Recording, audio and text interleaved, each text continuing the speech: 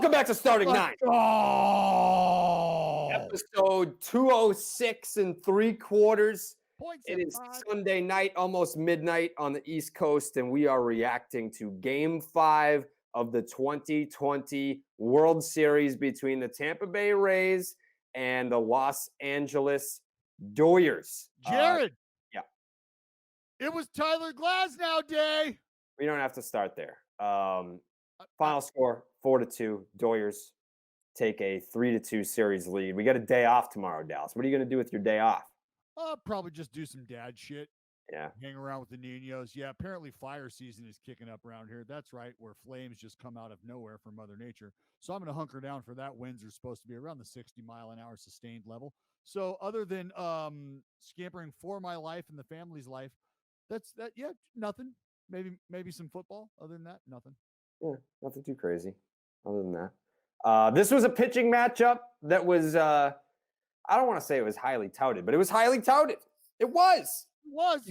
You got Clayton Kershaw. We talked about it after Game 1. We were like, all right, so Clayton Kershaw, very solid outing in Game 1 of the World Series. Is that enough? Is that enough to get the monkey off your back? If he pitches again and doesn't pitch well, I mean, back then, the Dodgers looked very dominant in Game 1 of the World Series, and we were kind of talking hypothetically, if the Dodgers were to sweep and we don't see Clayton Kershaw again, is that one start enough to silence the haters? And we had the debate. That debate is null and void because it was not a sweep for the Dodgers. The Tampa Bay Rays won Game 2. They went into Game 5. This Glasnow, Clayton Kershaw matchup tied 2 games apiece after a wild Game 4 that saw Brett Phillips walking off the Dodgers, which was the best moment of the postseason, bar none. It was awesome. So then we go into Game 5. We got Glasnow looking for redemption. We got Clayton Kershaw chasing ghosts out there in the mound. And this is a situation where, by the way, hold on. Do you have headphones, Dallas? Because there's an echo. How about now? Good. There you go. Kind of, I think the echo is the podcast, not the TV. How about now? Good. Great. Kinda. Good. Okay. So you have this pitching matchup where it's 2 different storylines, where you have Clayton Kershaw trying to say, hey, listen, I know that I've had some stinkers, but I've had way more good starts than bad starts in October. So fuck you. I'm going to go out there and do it again. And he was good. He was good. Was not great. Was not outstanding. It wasn't holy shit. Remember where you were when you saw Clayton Kershaw pitching Game 5 of the 2020 World Series. But it was far more than enough. If these are his 2 starts in this World Series and the Dodgers go on to win the World Series, any Clayton Kershaw naysayer, you have to shut the fuck up forever now. Well, and he is, come on. He, in this postseason alone, he's 4-1. 4-1, a 2.93 ERA, 4-1, sub-3 ERA. Just broke Justin Verlander's record for most strikeouts all time in the postseason with 207, surpassing JV at 205. Yep. That is why I posed this question, is because you knew I just there was something different about this year, and I think adding Mookie Betts sort of stimulated Kershaw to the point where you think, like, look, we go out and get a guy like that, and we commit to a guy like that. I think at some point in time, you have to realize they're committing to Kershaw again in a roundabout way. Like, all right, we still know that we have what we need here. You are still a part of that. We have no problem making this. So I just feel like this postseason, there was so much writing on it, especially when last year he acknowledged that there was no reason for people to maybe not be saying what they're saying about him in the postseason. So when he did that, when he acknowledged that, that's kind of, for me, when I was like, you know what? I think shit is going to be different. But that's not to say that if you were to even look at how things had gone for him in the past already, you could still find a way to appreciate what Clayton Kershaw has done in the postseason for this team. I think now, after this last start, and we're going to obviously talk about Clayton Kershaw's start more in depth, but after this last start, you can't say shit about the guy anymore. Like he's doing in the World Series. He's done it this whole postseason. He had the one stinker. Um, but that's I mean, like if you're gonna point to that, like go fuck yourself. Like Well, it's not I'm with you, but that's what they're always going to do, and that's why I like as much as I would understand why people would still want to say, well, he doesn't have a ring, he doesn't have a ring, because there is no rebuttal to that. There is no Mhm. like, yeah, well, the only thing you can say is, look, there's no blaming him. There's just not. So No. you can say that he doesn't have a ring, and that's fine. But at some point in time, you have to realize that him not having a ring is not just solely his fault. That's Right. legitimately like blaming Steve Bartman for the Cubs not winning that ball game. And let's just say hypothetically the Dodgers don't win this World Series. The Rays take the next two games. I think you still have to shut the fuck up about Kershaw. Like you can still say, oh, he doesn't have a ring, but like then people will be like, yeah, but I mean the Dodgers were up 3-2 and Kershaw got wins in two of those games. And it like the reason why he was not the reason why they lost. He was a reason why uh they they won two out of the three games that they did win in that World Series. So yeah, I think you need to. And now is the time to get off Clayton Kershaw. And I understand there's still going to be the folks that say, oh, they're going to use the ring argument. That's now in the hands of his teammates. He's now passed the baton to Tony Gonsolin, Walker Bueller if he's needed in Game 7. That's now up to them. That's in their hands. Clayton Kershaw has done his job. We can talk about, what adjectives do you want to use? Was he great? Was he excellent? No. Did he do his job? Yes. Yes, he did. So Sure fuck did. off. So then let's talk about let's talk about him getting pulled. Yes. 85 pitches. 85 So pitches, he had and retired the last 7 batters that he faced. It was the 6th inning. And in that 6th inning, he got the first 2 outs of that frame in order because he, again, retired the last 7 that he faced on 2 pitches.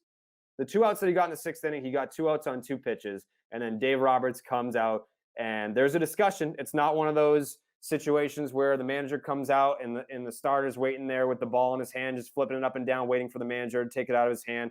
Justin Turner, a guy that was, you could read his lips. I think if you read his lips, he was saying, "We got this motherfucker.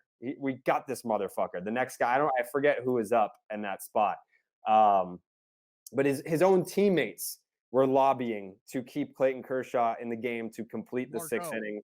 It was Margot.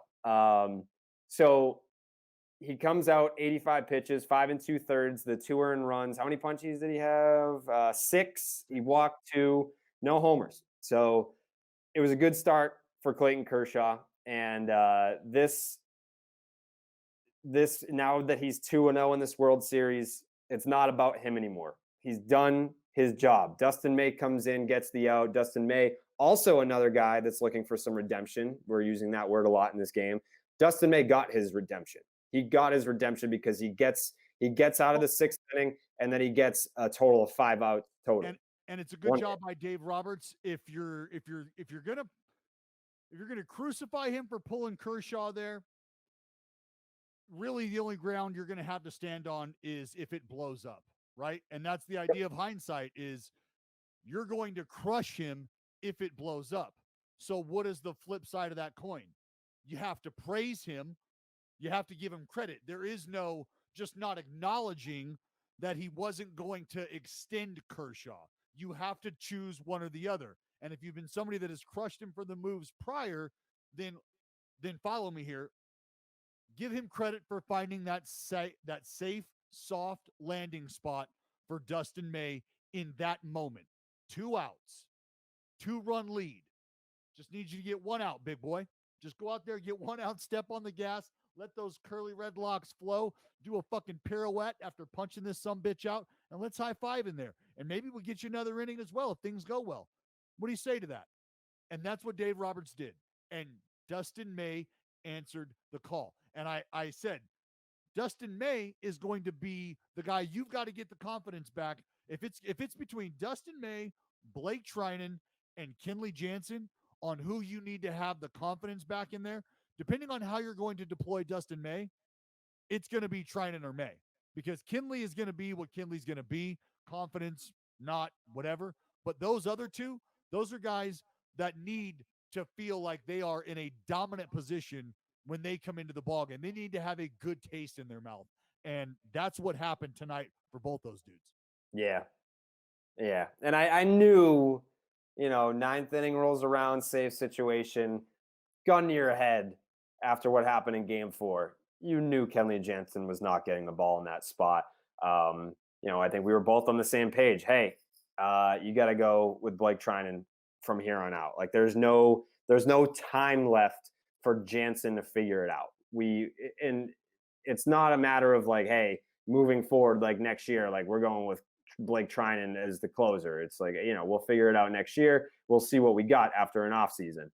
But from this point forward, Blake Trinan's your closer. Like he just is. Well, it's good. I mean, I still think it's going to be a matter of the matchups. I think Baez is somebody that they would be comfortable with running out there in the ninth inning. It's also obviously somebody they'd be comfortable with going an extended amount of innings. So if it's a matter of 5 outs to nail it down, I think Pedro's probably a candidate in that regard. I mean, Baez got touched up in game 4 too. I'm just saying, based on what we've seen out of Roberts right now, like comfort level for him with what we've seen. That's what it reflects. I don't want to. We can't not talk about the 4th inning. We can talk about the 4th inning. About the 4th inning. What do you got? Margot leads off with a walk, steals second, gets to third, pass ball. Hunter in for a walk. So we got runners on the corners. Joey Wendell comes up. He pops up. And then Willie Adames ends up punching out, right? And yes, struck out swinging. It's 2 outs. Manny Margot with 2 outs. 4-2 ball game. No. It was 3-2. It was 3-2. There was a runner on third with nobody out. Yes, runner on third, nobody out. Well, that's why I went through it. Margot in a 1-run ball game. Wendell popped up, and then Adames punched out. So you've got runners on first and third, nobody out. The Wendell pop out, the Adames punch out, and now you've got Margot coming down third baseline. Clayton Kershaw in the high set ends up stepping off, delivers a strike home to Taylor. Boom, got him. He's out. Manny Margot, a very ballsy move. Yep. And I said this before, people wondering if he had the green light there or not. I'm sure this might get addressed. I wonder if it'll get addressed. I hope it will. I would believe that this is something that they had discussed. There's guys, Kiermaier's probably another one of them, who, if we're in this position, if the game is in this spot, we need to make something happen. You got something? Go for it. Don't be afraid. Well, he wasn't afraid, and it was quite literally a matter of an inch or so between safe or out, and the Rays came up just short. So I've got a take here, Dallas. What's your take? And I was saving this take for the podcast. I didn't tweet it. I didn't say it on the stream. Here's my take with Margot's attempt to steal home, to tie the ball game. If fans were allowed to full capacity, Margot is safe. I mean, that's a very good possibility. Because now you can hear your own dugout, because Clayton Kershaw has his back to the runner at third base.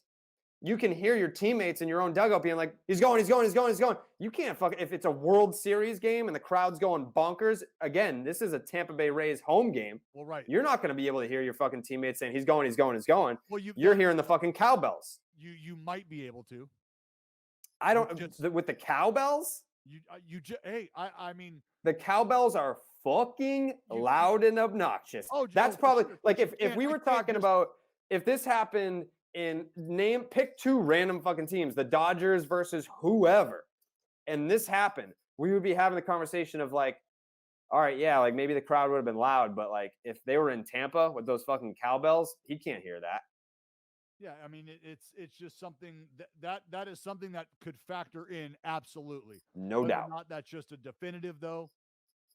Yeah, because now you're look at how close it was. No, you're absolutely right. That's why it's it's something to consider, no doubt.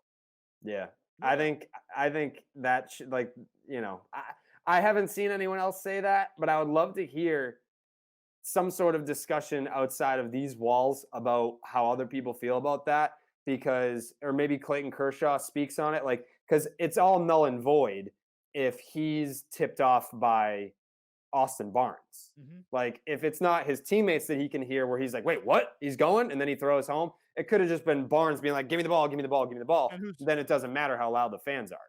right, and Barnes or Muncy at first, Right. right? Right. Because if Yep. Muncy, because he's at the high set and he's looking right at Muncy, and if Muncy is just yelling at him 4, and then as Kershaw is like coming set, he's able to just step off and go, because that's what I think happened. And I would have to take a look at it again. I would have to see the replay like more in depth, and you got to see all those angles at the same time. Yeah. But a So then very let me ask you, do you like, it's, it's hindsight's 2020, but did you like the aggressiveness? Did you like Margot taking the chance with 2 outs? Because, he's standing there. I mean, if he tries to do that with fewer than 2 outs, then we're having a different discussion. But 2 outs, you've been standing there on third base with no outs. No one can hit a sac fly to get you in. There's no knock to drive you in. Now there's 2 outs. You got Clayton Kershaw on the mound. His back is to you. Did you like the aggressiveness of it, or are you looking at that being like that was kind of like a bonehead play?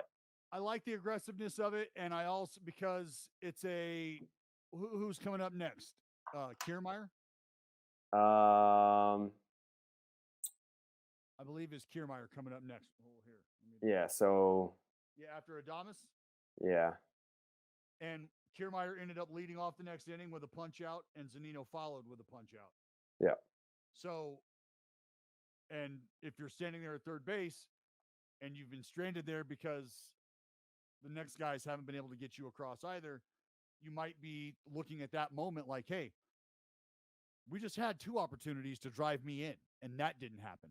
mm-hmm, So, based on personnel, so right now they're going over this play, and I can't really tell. Obviously, I can't hear what they're saying, but that's when you're making that decision. Like, is this the point that we can make something happen? Is this how we can make something happen, as opposed to getting a hit in this spot? And if that's the case, then you're okay with that aggressiveness. And like right, I said, I would need to know if they've talked about that, if they've had that conversation. The right. Rays, like, hey, look for this in this spot. Mm-hmm. Yep. There is a theme, a trend that has developed in this series, and it continued in Game 5, and that would be the Rays playing from behind immediately. First inning runs have been huge for the Dodgers in this series. Shout out to Justin Turner, because in games 3 and 4, he had a first inning homer in both of those games.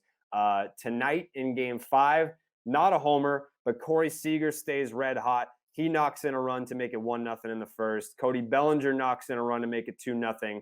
And then Jock Peterson with the homer in the second makes it 3-0 in the second inning. And Well, there was some. it all starts with Mookie Betts. It all starts with Mookie Betts. I didn't. Did you say his name? I think you might have left him out. He led the game off with a double, and then Yeah, he Seager did. comes up behind him. It was quick. You blinked and it was 1-0 Dodgers. Yep. And then the again, the depth and the pressure of the lineup just it continues. It just continues, and it Yeah. forces you. Well, the And top of we that saw, lineup is just fucking relentless. well, and what And we saw from it's not even just Glasnow, the names. It's not even just the names that we're talking about. It's what they've done in this series. The and what you first saw. 4 guys out of the chute for the Dodgers lineup, they are going to punish you. They're going to put the pressure on you. I mean, you're not going to find a quote unquote easy out in any lineup's top 4 hitters, but these 4 guys have just been punishing pitching for the entire postseason. And you saw it again with Glasnow unable to have any sort of quality misses. He was eventually forced into and started competing in the strike zone because it was going to be the matter of him being out of that ball game early or not. So yeah, like watching this replay right now, it looks like Kershaw, and he's probably talking about it, whether or not he hurt him or not. But it looks like he was tipped off by Muncy maybe. But for Glasnow, that's what the top of this lineup can do, is it can force you like to start to get, I don't want to say get cute, because that's what happens when you're throwing the ball well, you're ahead of guys, and maybe making pitches that you wouldn't normally, and you get caught with your pants down. Yep. He was just, like I said, forced at one point into the strike zone with the breaking ball. So kudos to him for making an adjustment later. But early on, it was a struggle, and that's what happens when you're down early in that sort of fashion. So I'm not going to make excuses. I'm not making They're mixed. excuses for Tyler Glasnow. However, it was pointed out to me that he was tipping his pitches in the first couple innings there, which would make sense. Well, it never Be- stopped. I mean, he settled in innings, whatever it but was, but 3, those 4, things, 5. those things never stopped.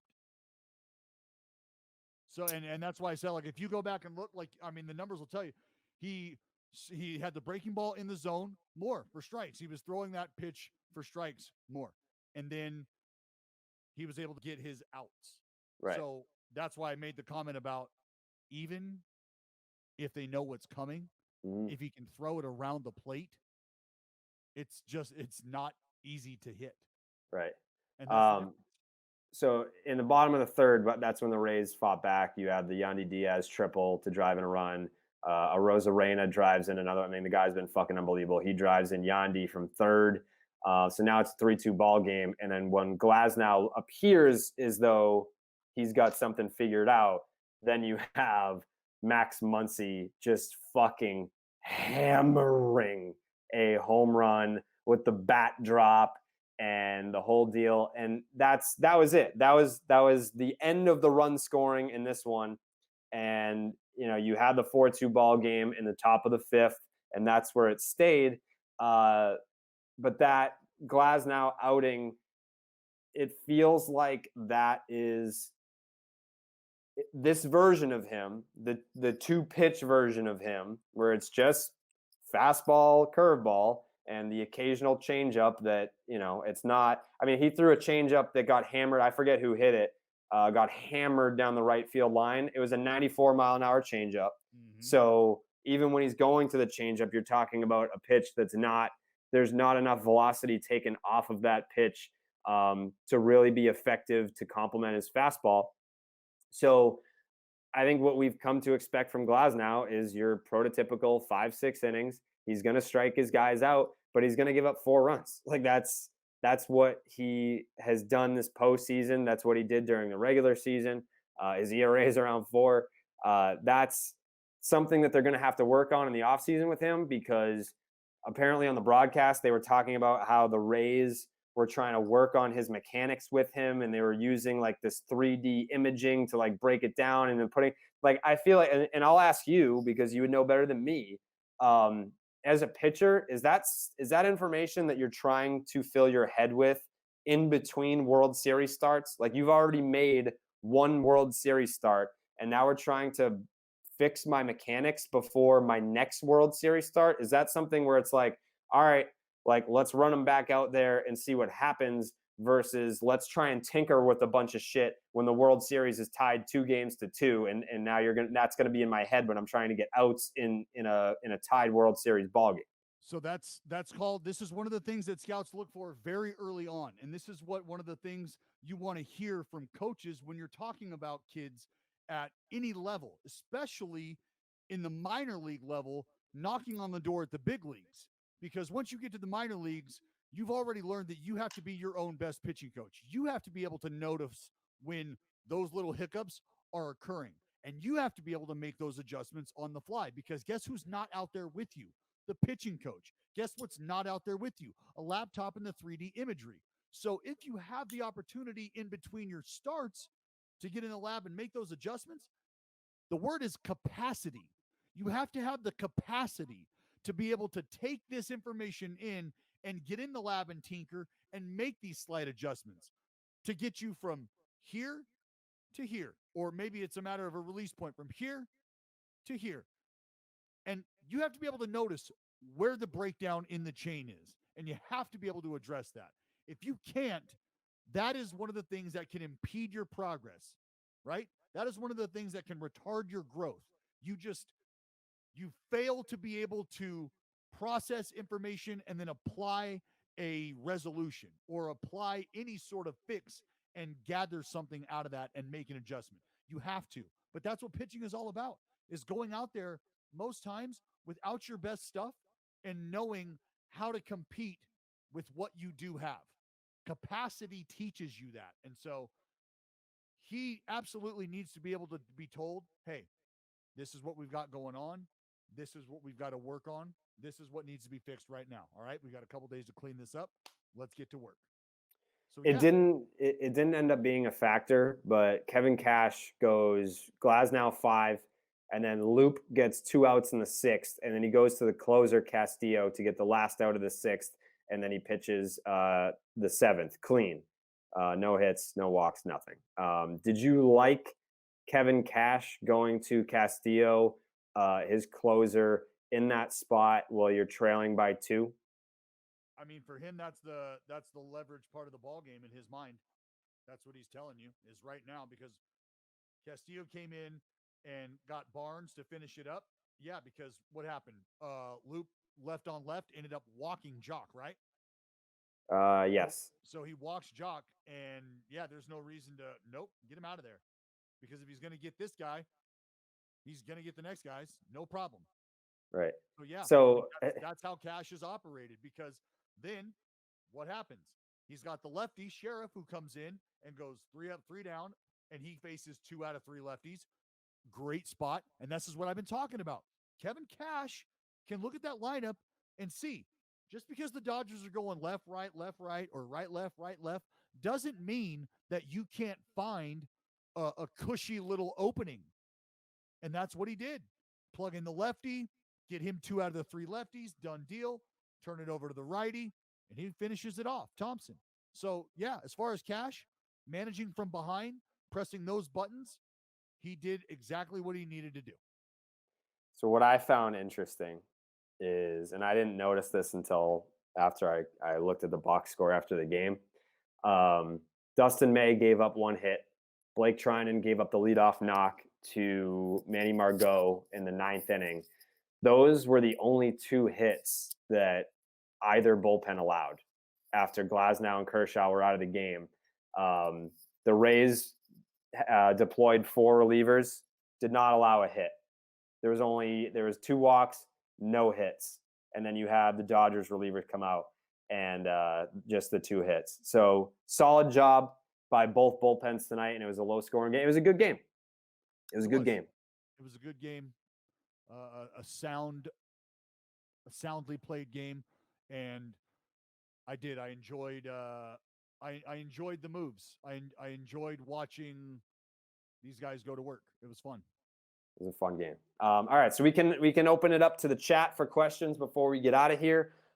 Is there anything that you wanted to highlight from this game before we get to the questions from the chat, Dallas? No, I don't think so. Well, we got Blake Snell and presumably Tony Gonsolin in Game 6. We're off on Monday. Game 6, the World Series resumes on Tuesday. You know what I did want to talk about, even though it didn't work out in their favor. And we don't have to talk long about it. I just want to mention it. Kevin Cash using as Weez called it, the D-Choi. Yeah. The double D. Choi up there announces the lefty, so he can get the left-hander in the game, and he does. Yep. He gets and Gonzalez then brings in in, Brasso. and what you do, turns around, brings in Mike Brasso. It doesn't work out, but I like the thought. Yeah, I appreciate it. There was a runner on too, so. Oh yeah, it was going to be damage. If it was going to work, it was going to be damage. And that's just, you got to make those little moves. You got to do those little things. You got to try everything. So I see you working, Cash Money.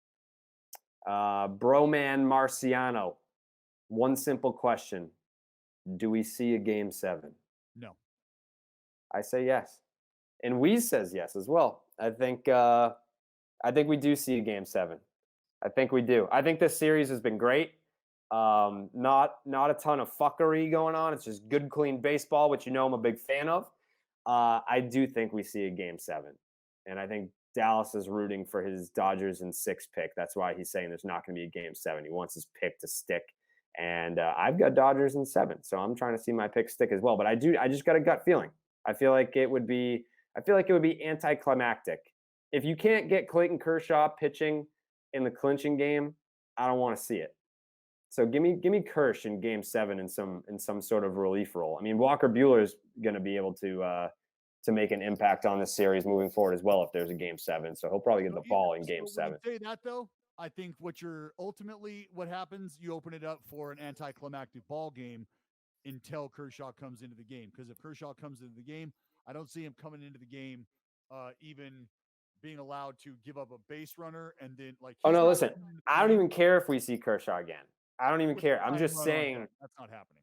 I'm just saying that if you have a Game 7, at least a possibility is there. Like when we're watching Game 7, we're going to be sitting there being like, "You get Kersh hot right now? You see him? Like at least give me the tease. At least give me the possibility that he could end up in there." What are the odds that we see Kenley on Tuesday? I think that I don't think you just straight up don't use him. It depends on what the situation is. I If don't think we there's a see him in the spot, ninth again, but I think no, we if there's a spot early in the ball game again where maybe what happened to the Rays today happens to the Dodgers, and they've got to get the starter out of there, but they need some sort of length. Can they go to Kinley early for 2? Maybe that's a decision. Maybe it's a early leverage decision like they saw with Castillo tonight. And there's some room for error. I just don't know that you see Kinley on the plus side of things. yeah, I we'll don't know. we'll we'll see him again. Who do we have as the World Series MVP so far? Justin Turner. It's got to be Justin Turner. It's Like official. I said, Breaking news: Tony Gonsolin will start Game 6 for the Dodgers. So there you go. You got Blake Snell versus Tony Gonsolin. I think I saw someone ask, "Do we see Blake Snell throw 100 pitches in Game 6?" I'm going to go no. what did he finish with this last Uh, time? 70 something? I can't remember. Or was it no, was it like 92, 93? I can't remember. He had 9 punch outs. Yeah, he was good. He was good, but he didn't go deep. Yeah. No, 4 2/3, 9 punch outs. Yeah, I think it was like 92 or 93 pitches, something around there. Mm. But yeah, no, I actually it all depends. It all depends on what those 100 pitches look like, man. Seriously. We're Mm-hmm. talking creeping into the 7th inning? Sure. Absolutely. Mm. Does Randy Arozarena homer again before the end of the series? I mean, he's already got the record, so it's not like he He's got has the to or record. needs to. But it'd I be mean, fun. and then It'd you be got fun. Seager right up his ass. I mean, if Seager homers, then he has to homer. You don't want to have a tie. I would just give me a homer barrage. I'm down for that. I No, mean, I want good ball games. you want good ball games, but do you want to see Randy Arozarena hit another homer before it's all said and done? Imagine if has that ever happened in baseball where there's been a World Series MVP on the team that lost? No. No. I'd That's like to just an look. impossibility. I don't think it's. I mean, it's happened before. It's happened. Hasn't it happened in the NBA? Hell if I know. I'm pretty sure it's happened in professional sports. It might be hockey. It might be That seems basketball. absolutely absurd. I agree with you. But I think it's happened before in pro sports. I'm sure the chat will tell us. I mean, I'm sure Like there's you probably were like by very definition, you were just not that valuable. You weren't valuable enough. it's By happened in very hockey. definition. Confirmed happened in hockey. Love that. Jerry West won the finals MVP and lost. See, like I just like that's great. And I would say it to Jerry West's face. Like I argue that you were not valuable enough. That would cut deep. Um, It would be a fact. okay. Any other questions we can get here before we get out of here? All right, last question here. Will we see another walk-off in this series?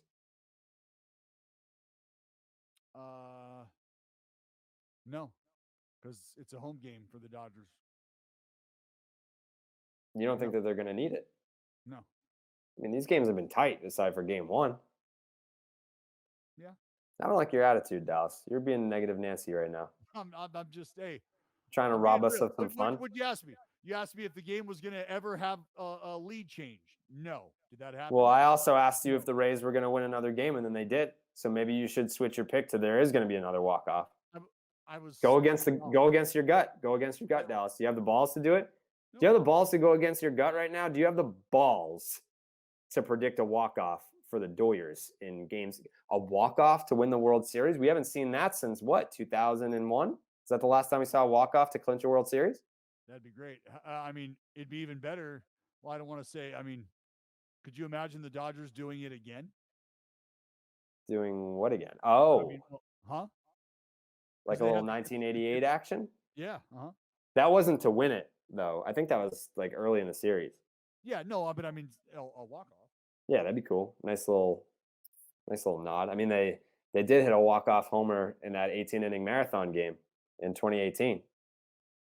It had a huge impact on the series. All right. Thank you guys for listening. If you've downloaded this the morning after Game 5, thank you to everyone in the chat. If you stuck around after the stream for Game 5 to be a part of the show when we were recording live, we will be back on Tuesday streaming live for Game 6. And of course, we will have the reaction pod immediately after Game 6. Maybe we're talking about a clincher, Dallas. Maybe that's our last hurrah. And if you're correct, it will be. We'll see. We'll see you then. We out.